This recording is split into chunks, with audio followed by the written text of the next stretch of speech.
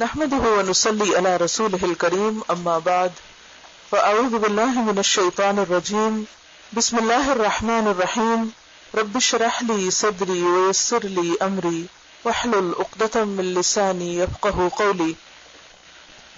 فصل پنجم، استاد اور شاگرد کے آداب اور آفات علم. کیونکہ علم حاصل کرنے کے لیے ضروری ہے کہ انسان کسی سے سیکھے. جیسے موسیٰ علیہ السلام کو ٹریول کرنا پڑا، کس لیے؟ رشد حاصل کرنے. نالج تو تھا ان کے پاس، وہ رشد اور وہ ڈیپ انڈرسٹینڈنگ حاصل کرنے کے لیے اور وہ پریکٹیکل ایگزامپلز دیکھنے کے لیے جو خضر علیہ السلام نے کر کے دکھائی. ان کو رشد کیسے دی؟ صرف باتوں سے.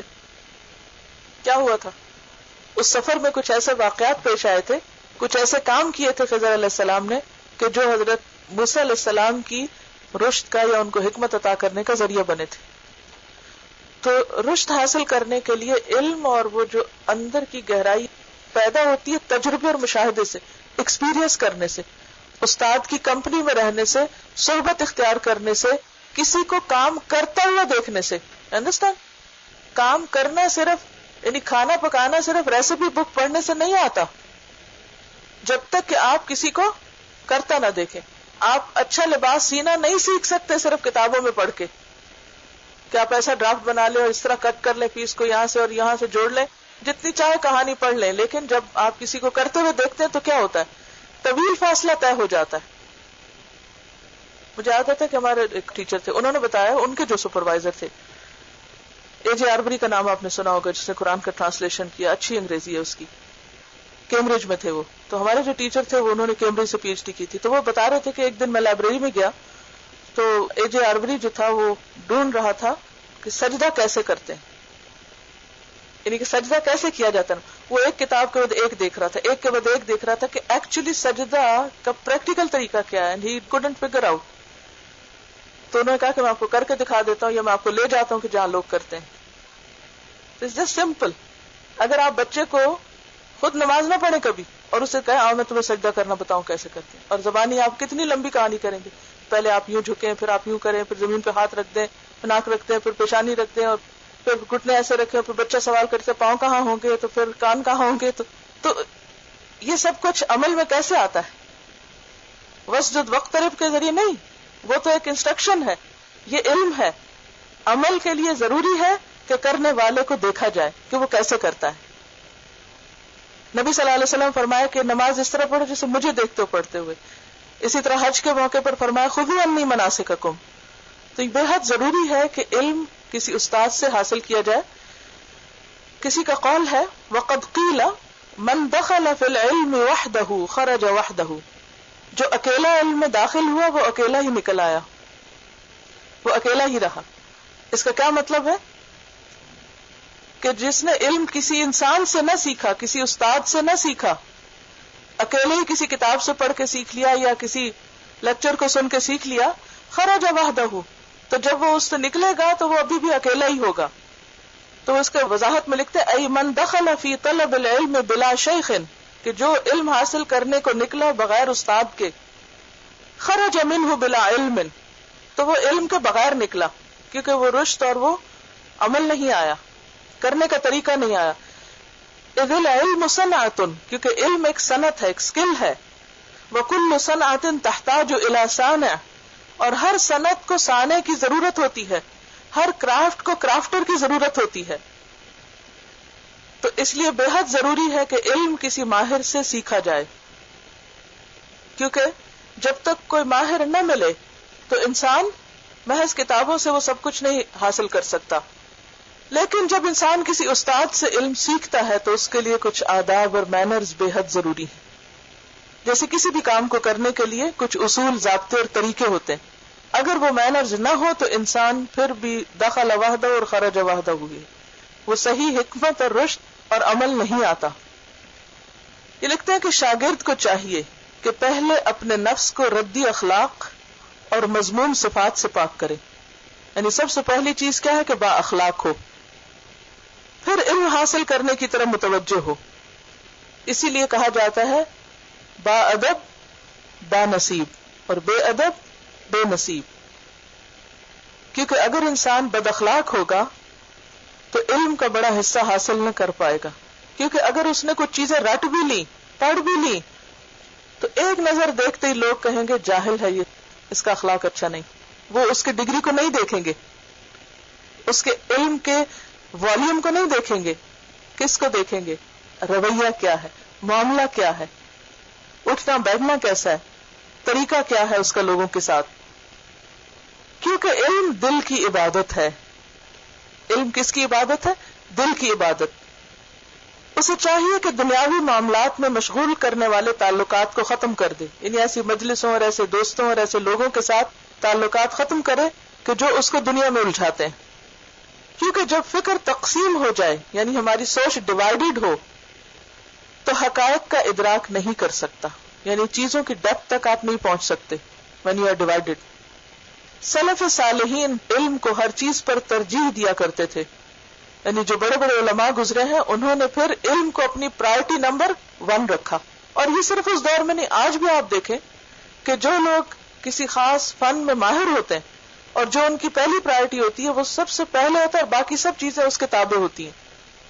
ہر چیز سیکنڈری ہو جاتی ہے ان کے سامنے، خواہ وہ دنیا ہی کے لیے کام کر رہے ہیں، خواہ وہ کسی لیب میں کھڑے ریسرچ کر رہے ہیں. امام احمد کے متعلق مروی ہے. کون تھے امام احمد؟ احمد بن حنبل، کہ آپ نے 40 سال کے بعد نکاح کیا. He was 40. کیونکہ 40 سال تک کی عمر میں سیکھتے سکھاتے، خیر ان کا سیکھنا سکھانا تو بڑھاپے تک جاری رہا، لیکن 40 سال انہوں نے اپنے آپ کو وقف کر دیا. میں جب انگلینڈ میں تھی اپنے کام کے سلسلے میں، تو وہاں پر طریقہ یہ ہوتا ہے کہ جو بھی شخص وہاں رہتا ہے تو اس کا ایک خاص جی پی ہوتا ہے، ڈاکٹر ہوتا ہے. تو جو میری جی پی تھی وہ 38 ایئرس کی تھی، تو اس نے بھی شادی نہیں کی تھی. ویسے بھی لیٹ شادیوں کا رواج ہے. تو میں نے اس سے پوچھا کہ تم نے شادی کیوں نہیں کی؟ کیونکہ وہ بہت حیران ہوتی تھی کہ میں شادی کر کے بچوں کے ساتھ مزید پڑھ رہی ہوں. تو کہتی کیسے تم مینج کرتی؟ تو میں نے کہا تم نے شادی کیوں نہیں کی؟ کہتی اسی وجہ سے نہیں کی کہ میں اپنے پیشے کے اندر اس اور اس لیول تک پہنچنا چاہتی، اور شادی اور بچے جو ہیں وہ اس راستے میں رکاوٹ ہے. کہتی میں شادی کا پلان کر رہی ہوں، کروں گی کچھ سال کے بعد، after 40 I'll think about it. تو بات یہ ہے کہ اگر دنیا کے لیے بہت سے لوگ شادی اور بچوں کو پوسٹ پون کر دیتے ہیں، تو اسی طرح جو بڑے بڑے اسکالرز تھے انہوں نے اپنی خواہشات کو اور اپنی ضروریات کو پوسٹ پون کیا. ابو بکر ابن انباری کو ایک لانڈی ہدیے میں دی گئی. جب وہ آپ کے پاس آئی تو آپ کسی مسئلے کے استخراج میں غور کر رہے تھے. اس کی وجہ سے توجہ بڑھ گئی اور آپ کی فکر نے کام نہ کیا. فرمایا دلال کے پاس لے جاؤ کہ وہ اسے بیچ دے. اس نے کہا میرا کوئی گناہ؟ آپ نے کہا کوئی گناہ نہیں، بات یہ کہ میرا دل تجھ میں مشغول ہو گیا اور میرا توجہ نہ رہی علم کی طرف، اور تیرے جیسی عورت کی قدر و منزلت اتنی نہیں کہ مجھے میرے علم سے روک دے. یعنی میں نہیں چاہتا کہ کوئی بھی چیز میرے اس راستے کی رکاوٹ بنے. شاگرد پر لازم ہے کہ اپنے آپ کو اس طرح استاد کے سپرد کرے جیسے مریض اپنے آپ کو طبیب کے حوالے کر دیتا ہے، یعنی اس پہ ٹرسٹ کرے اور اس کی رائے کا احترام کرے اور اس کے کہے کو درست مانے. استاد کے ساتھ تواضع کے ساتھ پیش آئے، یعنی ہمبل ہو، اور اس کی خدمت میں مبالغہ کرے. مبالغہ کا کیا مطلب ہے؟ یعنی عام لوگوں کے ساتھ جتنا اچھا پیش آتا ہے، ان کی خدمت کرتا ہے، اس سے زیادہ کرے. عبداللہ بن عباس رضی اللہ عنہ زید بن ثابت رضی اللہ عنہ کی رکاب تھام لیتے تھے اور کہتے ہمیں علماء سے ایسا ہی سلوک کرنے کا حکم دیا گیا ہے، یعنی عزت میں، احترام میں، ان کو زیادہ یکسوئی دینے میں. اگر شاگرد کسی ایسے آدمی سے استفادہ کرنے سے گریز کرے جو اس میں مہارت کی شہرت نہ رکھتا ہو، بعض لوگ تو ہوتا ہے نا کہ فن کے بہت بڑے بڑے علماء ہوتے ہیں اور ہر شخص ان کی طرف دوڑتا ہے، ہر شخص کو دل چاہتا ہے کہ میں اس کا شاگرد بنوں، لیکن بسا اوقات ایسے مواقع نہیں ہوتے، یہ بہت کم مواقع ملتے ہیں. جیسے آپ یہاں دیکھیں کہ ایک دفعہ شیخ ولید بسیونی یہاں آئے ہیں، یا اسی طرح شیخ یاسر قاضی جو ہے کبھی کبھار آتے ہیں، تو ہر روز اویلیبل نہیں ہوتے. لیکن اب آپ کہیں کہ میں اس کے بعد تو کسی اور سے کچھ سیکھ ہی نہیں سکتا، اور جب تک وہ مجھے نہ ملے میں تو کچھ پڑھوں گا نہیں، اور کسی اس سے کم تر درجے کے شخص کے پاس تو مجھے جانا ہی نہیں. تو یہ کیا ہے؟ تکبر ہے. العلم یضیع بین الحیاء والکبر. جب حیا اور کبر یعنی تکبر آتا ہے تو علم چلا جاتا ہے، ضائع ہو جاتا ہے.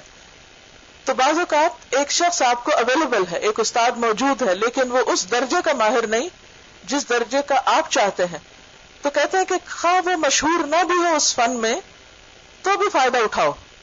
جتنا کوئی سکھا سکتا ہے اتنا اس سے سیکھ لو. تو اگر کوئی ایسا نہیں کرتا تو وہ بد نصیب ہے، کیونکہ حکمت مومن کی گم شدہ چیز ہے. حکمت مومن کی ضرورت ہے، وہ اسے جہاں بھی پائے لے لے، چاہے کسی مشہور عالم کے پاس، ایکسپرٹ کے پاس، یا کسی درمیانے درجے کے عالم کے پاس، جہاں بھی اس کو ملے اسے لینے کی کوشش کرے. شاگرد کو چاہیے استاد کی رائے کے سامنے اپنی رائے چھوڑ دے، کیونکہ استاد کی غلطی بھی شاگرد کے لیے اس کی رائے کے مقابلے میں مفید ہے. کیوں؟ اس لیے کہ جو علم استاد کا ہے وہ شاگرد کا نہیں، جو تجربہ اس کا ہے وہ دوسرے کا نہیں. یعنی رائے دینے میں تو منع نہیں ہے. صحابہ کرام نبی صلی اللہ علیہ وسلم کے سامنے اپنی رائے پیش کرتے تھے. اللہ سبحانہ و تعالیٰ نے ان کو حکم دیا وَشَاوِرْهُمْ فِي الْأَمْرِ کہ صحابہ کرام سے مشورہ کیجئے، وَأَمْرُهُمْ شُورَى بَيْنَهُمْ. لیکن طریقہ کار کیا ہوتا تھا کہ سب اپنی اپنی رائے دے کر خاموش ہو جاتے، اور اس کے بعد جو آپ کو رائے درست لگتی اس پر عمل کرتے، اور دوسرے لوگ پھر اس رائے کو قبول کر لیتے خواہ ان کو پسند نہ بھی ہوتی. اس پہ بحث اور اصرار نہیں کرتے تھے. حضرت علی رضی اللہ عنہ نے فرمایا تجھ پر عالم کا یہ حق ہے کہ تو قوم کو عام سلام کہے لیکن عالم کو خصوصی سلام کا تعظیماً ہدیہ پیش کرے. یعنی فرق ہونا چاہیے معاملے میں. اور اس کے سامنے مؤدب بیٹھے، یعنی ادب سے بیٹھے، اور اس کے پاس اپنے ہاتھ سے اشارہ تک نہ کرے، نہ آنکھ سے بے باکانہ دیکھے. بے باک دیکھنے کا مطلب یہ کہ گھور کے دیکھنا. اور اگر کوئی بات جیسے رائے کے خلاف ہے یا سمجھ نہیں آئی تو ایک کریٹیکل نگاہ سے دیکھنا اور اس طرح لک پاس کرنا کہ جس سے دوسرا شخص لیٹ ڈاؤن ہو. مثلا قرآن پاک میں آتا ہے نا کفار کے بارے میں لَيُزْلِقُونَكَ بِأَبْصَارِهِمْ لَمَّا سَمِعُوا الذِّكْرَ وَيَقُولُونَ إِنَّهُ لَمَجْنُونَ. کفار مکہ جب نبی صلی اللہ علیہ وسلم کی مجلس میں ہوتے یا کبھی قرآن آپ سے سنتے تو آنکھوں ہی آنکھوں میں آپ کو کھا جاتے، یعنی ایسی نفرت انگیز نگاہوں سے دیکھتے تاکہ آپ جو بات کہنا چاہ رہے ہیں وہ کہہ نہ پائیں. یعنی یزلقون، زلق ہوتا پسلانا. لَيُزْلِقُونَكَ بِأَبْصَارِهِمْ، کیونکہ بعض اوقات آپ نے دیکھو گا کہ اگر آپ کو بہت گور سے دیکھے تو آپ بات کرنے میں نروس ہو جاتے ہیں، تو آپ وہ میسج کنوے نہیں کر پاتے. یعنی توجہ سے دیکھنا، غور سے دیکھنا، دیکھ کر سمجھنے کی کوشش کرنا، یہ تو منع نہیں ہے. یہاں ان لکس کی بات ہے کہ جس میں ایک حقارت اور ایک نفرت ہوتی. تو اس کا نقصان کیا ہوگا کہ انسان جو پڑھا رہا ہے وہ نروس ہو جائے گا اور وہ نہیں دے سکے گا جو وہ دے سکتا ہے. اور نقصان کس کا ہوگا؟ لینے والے کا ہی ہوگا نا. اور نہ جواب دینے میں اس کی مدد کرے، یعنی جب تک وہ خود نہ کہے تو بیچ میں لقمے نہ دے. جب وہ سست ہو تو اصرار نہ کرے، کیونکہ انسان ہے نا، تک بھی جاتا ہے. کیونکہ اس زمانے میں ایسے اسٹرکچرڈ کورسز نہیں ہوتے تھے. علماء اپنی سیٹ پہ ہوتے، لوگ آتے رہتے، جیسے صبح سے لے کے ظہر تک پڑھا رہے ہیں، تہجد سے لے کے فجر تک پڑھا رہے ہیں، عصر سے لے کے مغرب تک پڑھا رہے ہیں، مغرب سے عشاء تک پڑھا رہے ہیں. تو اس میں کیا ہوتا تھا کہ لوگ وقتاً فوقتاً جس کے پاس جو وقت ہوتا ہے یا جو بھی اسکیڈول ہوتا ہے، لوگ آتے جاتے اور چلتے جاتے. تو بعض اوقات یہ ہے کہ استاد بیمار ہو سکتا ہے یا کوئی اور وجہ ہو سکتی ہے، اور ایک شاگرد جو وہ دور سے آیا ہوتا ہے. جیسے امام مالک تھے تو مغرب کے بہت سے جو طالب علم تھے یا علم کے سیکرز جو تھے وہ ٹریول کر کے امام مالک کے پاس مدینہ جاتے تھے، اور وہ ہزاروں میل کا سفر ہوتا تھا. اب یہ ہے کہ اب ایک شخص دور سے آیا اور وہ کچھ سیکھنا چاہتا ہے. تو ایک موقع پر ایک شخص آیا، اس کے پاس کچھ سوال تھے، اس نے بہت شہرت بھی سنی امام مالک کی. جب ان سے سوال کیا تو انہوں نے کہا لا ادری، میں نہیں جانتا. دوسرا سوال کیا، کہا لا ادری، میں نہیں جانتا. تو بڑا حیران ہوا کہ بھائی تو اتنی شہرت سنی اور اتنی دور سے میں آیا ہوں اور مجھے جواب نہیں مل رہا. تو ایسی صورت میں انسان صبر سے کام لے کہ اگر وہ نہیں جانتا یا آپ کی مرضی یا آپ کی ایکسپیکٹیشن پہ پورا نہیں اتر رہا تو اصرار نہ کرے اور خاموش ہو جائے. بعض اوقات ایسا ہوتا ہے کہ آپ نے سوال کیا، استاد نے اپنے طور پہ جواب دیا، لیکن استاد کا جواب آپ کو سیٹسفائی نہیں کر سکا، کیونکہ وہ بھی ایک ہیومن بینگ ہے، وہ کوئی فرشتہ نہیں ہے یا کوئی آسمان سے اتری ہوئی چیز نہیں، وہ بھی عام انسانوں میں سے ایک انسان ہے جس نے کچھ سیکھ رکھا ہے، جو کچھ سکھانے کی کوشش میں ہے. تو ایسی صورت میں انسان بار بار سوال کر کے زچ نہ کرے اور دوسروں کے سامنے اس کو رسوا نہ کرے. جب وہ اٹھے تو اس کا کپڑا نہ پکڑے، یعنی اگر اٹھ کے جانا چاہتا ہے تو پیچھے سے دوپٹہ پکڑ کے کھینچ لے کہ آپ بات سنیے اور ابھی ہمارے سوالوں کے جواب رہتے ہیں. اس کے راز کو فاش نہ کرے. اگر اس نے اپنا کوئی سیکرٹ آپ سے شیئر کیا ہے یا کسی کے بارے میں کچھ کہا ہے یا کسی کام سے بھیجا ہے. جیسے نبی صلی اللہ علیہ وسلم نے متعدد مواقع پر صحابہ کرام کو کچھ خاص راز دیے تھے جو دوسروں کو نہیں دیے. جیسے حضرت حذیفہ کو منافقین کے نام بتائے تھے, یا اسی طرح حضرت علی کو بھیجا تھا اس خاتون سے خط لینے کے لیے جو حاتب بن ابی بلتہ نے دیا تھا. تو ایسے مواقع پر اگر کسی استاد کسی ایک طالب علم کو کوئی خاص بات کہہ کے کسی خاص کام کے لیے بھیجتا ہے تو اسے اپنی اہمیت جتانے کے لیے یہ نہیں کرنا چاہیے کہ تو پتہ مجھے ایک بات پتا ہے جو تم لوگوں کو نہیں پتا اور میں تم سے زیادہ جانتا ہوں, یا تو اس سیکرٹ کو افشا نہ کرے, اس کے سامنے کسی کی غیبت نہ کرے. یعنی ایک طالب علم دوسرے طالب علموں کی غیر موجودگی میں ان کے خلاف برا بھلا پیغام نہ پہنچائے. اس کے بارے میں حدیث یاد ہے آپ کو؟ نبی صلی اللہ علیہ وسلم نے کیا فرمایا تھا کہ تم میں سے کوئی میرے سامنے کسی کی غیبت نہ کرے, کیونکہ میں چاہتا ہوں کہ میں اس حال میں شام کروں اور صبح کروں کہ میرے دل میں کسی کے خلاف کوئی میل نہ ہو. یعنی آپ صلی اللہ علیہ وسلم اس بات کو ڈسکریج کرتے تھے کہ بعض صحابہ بعض کے بارے میں کوئی ایسا نیگیٹو ریمارکس دیں ان کی غیر موجودگی میں کہ جس سے نبی صلی اللہ علیہ وسلم کے دل میں ان کی قدر و منزلت کم ہو جائے. اگرچہ صحابہ کے اخلاق میں یہ چیز نہیں تھی لیکن پھر بھی آپ نے اس تعلیم کو عام کیا.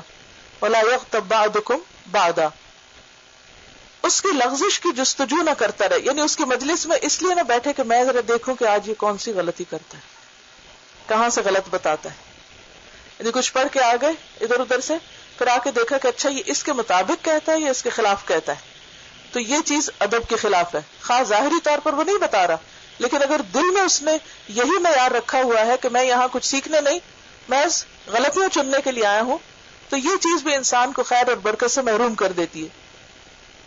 اگر وہ لغزش کر جائے تو اس کے عذر کو قبول کرے. یعنی اگر اس سے کوئی بھول ہو گئی, کوئی غلطی ہو گئی, کچھ بتانے میں, کچھ پڑھانے میں, کچھ سکھانے میں, یا کسی اور طرح سے کسی بات ایکسپیکٹیشن کو پورا نہ اترنے میں, اور وہ سوری کرے تو اس کو قبول کر لیا جائے. اور اس کے سامنے ایسا نہ کہے کہ میں نے فلاں سے اس طرح سنا ہے. یعنی اگر وہ پڑھا رہا ہے اور ایک بات کہہ رہا ہے, اس وقت اٹھ کے وہ یہ نہ کہے کہ نہیں میں نے تو ایک کتاب میں یہ پڑھا تھا, اور خصوصاً مجلس میں نہ کہے. ہاں یہ ہو سکتا ہے کہ اگر استاد ایک بات غلط کر رہا ہے, یہ کچھ تو الگ سے اس کے سامنے اس بات کی وضاحت طلب کر لے تاکہ استاد خود سب کے سامنے پر معذرت کر لے. اور یہ نہ کہے کہ فلاں آدمی آپ کے خلاف کہتا ہے, یہ آ کے نہیں بتانا چاہیے. کیوں نہیں بتانا چاہیے؟ اس سے اس کا دل غمگین ہوگا. اچھا جب غمگین ہوگا تو پھر سکھانے میں وہ جوش جذبہ اور قوت نہیں ہوگی. نقصان کس کا ہوگا؟ شاگردوں کا ہوگا یا نہیں ہوگا؟ یعنی اگر استاد غصے میں ہے اور غصہ شاگردوں نہیں دلایا, یہ استاد غم میں ہے اور وہ بھی شاگردوں نہیں دلایا, تو پھر نقصان کس کا ہے؟ شاگرد کا نقصان ہے کہ وہ اس خیر سے محروم رہ جائے گا. اس کے سامنے کسی عالم کی تعریف نہ کرے, اس کی لمبی صحبت سے اکتا نہ جائے کہ بہت لمبی کلاس ہو گئی یا بہت دن ہو گئے یہاں پڑھتے پڑھتے, اتنا لمبا کورس ہو گیا, اور اس کی خدمت سے دستبردار نہ ہو. جب اس کا کوئی کام ہو تو لوگوں سے اس کام میں سبقت کرے, یہ نہ کرے اچھا باقی کر دیں گے میں ذرا چلا جاؤں جلدی سے. وہ ایک پھلدار درخت ہے, انتظار کر کہ کب کوئی پھل تجھ پر گراتا ہے. یعنی بے صبری نہ کرے اور پتھر مار مار کے پھل وقت سے پہلے توڑنے اور گرانے کی کوشش نہ کرے, بلکہ صبر سے کام لے. کیونکہ حضرت موسیٰ علیہ السلام کو خضر نے کیا کہا تھا, انک لن تستطیع معی صبرا, کیونکہ علم صبر کے ساتھ ہی آتا ہے, انتظار کرنا پڑتا ہے. جو علم حاصل کرنے کا خواہاں ہو اسے چاہیے کہ ابتدا میں لوگوں کے اختلافات کی طرف توجہ نہ کرے, یعنی اختلافی باتوں سے آغاز نہ کرے. اس سے اس کی عقل حیران اور ذہن پریشان ہو جائے گا. یعنی ایسے علوم نہ سیکھے پہلے کہ جس میں اس عالم نے یہ کہا, اس فقیر نے یہ کہا, اس کے نزدیک رائے یہ ہے, فلاں کی یہ ہے. اس سے کیا ہوگا؟ انسان کی توجہ بکھر جائے گی کہ یہ کیسا دین ہے. بہت سے لوگ دین سے پٹ آف اس لیے ہو جاتے ہیں کہ وہ فقہ میں اختلافی باتوں میں پڑ جاتے ہیں. اسے چاہیے کہ ہر چیز سے اس کا بہترین حصہ حاصل کرے, کیونکہ عمر میں تمام علوم حاصل کرنے کی وسعت نہیں. یعنی اگر ہم چاہیں بھی تو ہمارے پاس اتنی زندگی نہیں کہ ہم ہر چیز سیکھ لیں, تو پھر کیا کریں؟ ہر چیز کا بہترین اور اصل اور خالص حصہ لے لیں. بس لازم ہے کہ اپنا پورا وقت بہترین علم پر صرف کرے, اور وہ آخرت سے تعلق رکھنے والا علم ہے جس سے وہ یقین حاصل ہوتا ہے جو حضرت ابوبکر صدیق رضی اللہ تعالی عنہ کو حاصل ہوا. ان کو دوسروں کی نسبت یہ کیوں حاصل ہوا؟ کیونکہ ان کو دوسروں کی نسبت زیادہ طویل صحبت حاصل ہوئی. وہ اسلام سے پہلے بھی نبی صلی اللہ علیہ وسلم کے دوست تھے، اسلام کے بعد بھی، پھر ہر خوشی اور غم میں، ہجرت کے خطرناک ترین سفر میں، اور پھر مرنے کے بعد بھی قریب ترین دفن ہے. تو اس قریبی صحبت کی وجہ سے ان کو صرف علم حاصل نہیں تھا، یقین حاصل تھا، علم یقینی. تو کہتے ہیں کہ حضرت ابوبکر صدیق کا مقام نبی صلی اللہ علیہ وسلم کے بعد کیوں ہے؟ ان کے علم کی وجہ سے نہیں، ان کے یقین کی وجہ سے. یہاں تک کہ رسول اللہ صلی اللہ علیہ وسلم نے اس کی شہادت دی اور فرمایا ابو بکر جو تم پر سبقت لے گئے ہیں تو وہ نماز روزے سے نہیں لے گئے، وہ دل کے یقین سے آگے بڑھے ہیں. معراج کے سفر میں کیا ہوا تھا؟ جب بہت سے لوگ شک میں پڑ گئے تھے تو انہوں نے کیا کہا؟ اگر وہ کہتے ہیں تو سچ کہتے ہیں. اسی سے ان کا نام کیا پڑا؟ صدیق. یہ تو شاگرد کے فرائض تھے. اسی طرح استاد پر بھی کچھ فرائض عائد ہوتے ہیں، کیونکہ دو طرفہ معاملہ ہوتا ہے نا، صرف ایک طرف سے نہیں. یعنی صرف شاگردی کے اوپر ساری ذمہ داریاں نہیں، استاد پر بھی کچھ ذمہ داریاں ہیں علم کے سیکھنے اور سکھانے کو بہترین بنانے کے لیے. اور ان میں سے شاگردوں پر شفقت بھی ہے. پہلی چیز جو استاد کے لیے لازم ہے، فرض کے درجے میں ہے، وہ کیا ہے کہ وہ کیا کرے اپنے شاگردوں کے لیے؟ شفقت و مہربانی کا سلوک. نبی صلی اللہ علیہ وسلم کی صفات کیا ہیں؟ وَكَانَ بِالْمُؤْمِنِينَ رَءُوفًا رَحِيمًا. کہاں ہے یہ آیات، کہاں ہے یہ صفات نبی صلی اللہ علیہ وسلم؟ وَكَانَ بِالْمُؤْمِنِينَ رَءُوفًا رَحِيمًا، سورۃ التوبہ میں، کہ نبی صلی اللہ علیہ وسلم مومنوں کے ساتھ کیسے ہیں؟ رؤوف. رؤوف رأفت سے ہے، باپ جیسی محبت اور شفقت. اور رحیمہ انتہائی مہربان ہونا. کیونکہ جو استاد اس صفت سے خالی ہوتا ہے، نرمی سے خالی ہوتا ہے، شفقت اور محبت سے خالی ہوتا ہے، وہ استاد کہلانے کا حقدار نہیں. وہ اپنی عزت بھی کھو دیتا ہے، شاگرد بھی کھو دیتا ہے، اور وہ فیض نہیں پہنچا سکتا جو اسے پہنچانا چاہیے. تو بہت سا علم استاد کی سختی کی وجہ سے ضائع ہو جاتا ہے، کیونکہ طبیعتیں مختلف ہوتی ہیں. سب لوگ اتنے اسٹرانگ نہیں ہوتے علم میں یا ایمان میں کہ وہ سختی برداشت کر سکیں. کچھ لوگ ہوتے ہیں کہ جو ہر حال میں، اچھے اور برے سب حالات میں آگے بڑھ سکتے ہیں، لیکن سب لوگ ایسے نہیں ہوتے، بلکہ میجورٹی نہیں ہوتی. تو اس لیے اگر آپ استاد بننا چاہیے، کسی کو کچھ سکھانا چاہیں، تو پہلی چیز جو آپ کے اندر ہونی چاہیے وہ انتہائی نرمی، شفقت، رحمت. ان کو اپنی اولاد کی طرح سمجھے، اور علم سکھانے پر کسی معاوضے کا طلبگار نہ ہو. کوئی شرط پیش نہ کرے کہ تم میرے لیے یہ اور یہ لاؤ، اتنے پیسے ادا کرو، یا اتنی میری خدمت کرو، یا ایسا اور ایسا کام کرو تو پھر میں تم کو سکھاؤں گا. علم کا سکھانا دین میں انکنڈیشنل ہوتا ہے. ان کو اپنی اولاد کی طرح سمجھے، علم سکھانے پر کسی معاوضے کا طلبگار نہ ہو، نہ ان سے جزا اور شکریہ کا خواہش مند رہے. یعنی اتنی بے نیازی اس میں کہ وہ شکریہ کا بھی انتظار نہ کرے کہ کسی نے شکریہ ادا کیا ہے تو میں آگے بڑھوں، ورنہ نہیں. لا نريد منکم جزاء ولا شکورا. اگر کھانا کھلانے پر ایک مومن کا یہ رویہ ہونا چاہیے کہ کھلا کر جزا اور شکریہ نہ چاہے، تو علم سکھا کر بھی جزا اور شکریہ کی توقع نہیں رکھنی چاہیے. اس کا یہ مطلب نہیں کہ شاگرد کو شکر گزار ہی نہیں ہونا چاہیے.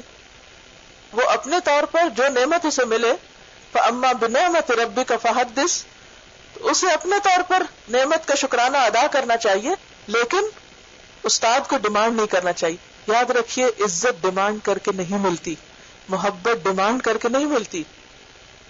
یہ وہ چیزیں جو دینے سے ملتی. اگر آپ دیں گے تو آپ کو ملے گا. اگر آپ کسی کو عزت نہیں دیتے تو آپ کو بھی نہیں ملے گی. اگر آپ محبت نہیں دیتے تو آپ کو بھی نہیں ملے گی. آپ مہربان اور شفیق نہیں تو آپ کے ساتھ بھی مہربانی نہیں کی جائے گی. کرو مہربانی تو محل زمین پر، خدا مہربان ہوگا عرش بری پر. ماں باپ بھی بچوں سے کبھی شکریہ نہیں چاہتے کہ وہ ہمیں تھینکس بولے یا کسی طرح کبھی شکریہ ادا کرے یا ان کے لیے کچھ کر کے دیں، بلکہ صرف اللہ تعالیٰ کو خوش کرنے کے لیے پڑھائے.